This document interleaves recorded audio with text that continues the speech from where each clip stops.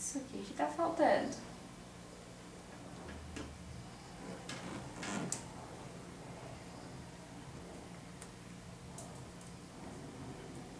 E qual a última letrinha? E. Muito bom, Tomás. Olha só. Vamos ler? Da. No. Ne. Muito bem, Tomás. Isso aí, Danone. E agora? Que palavrinha é essa? Sapo. Isso, vamos escrever sapo.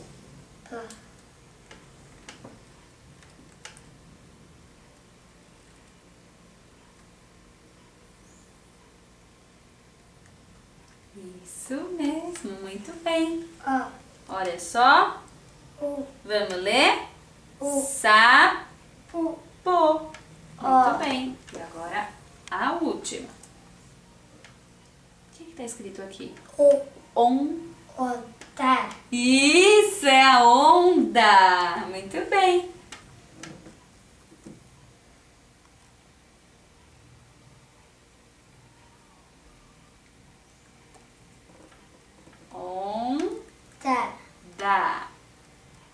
Tá. Muito bom, Tomás. É isso aí, vamos ler?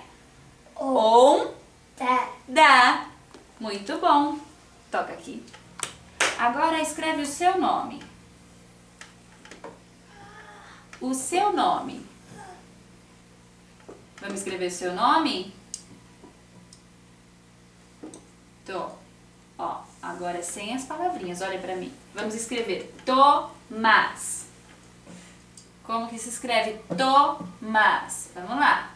Tomás. É sem palavrinha, é o seu nome.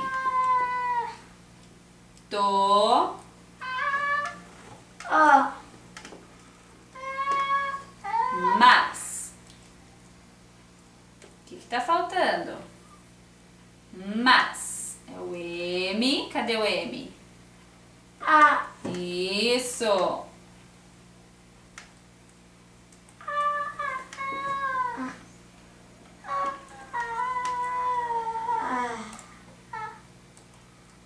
Isso mesmo, toca aqui, muito bem, que lindo!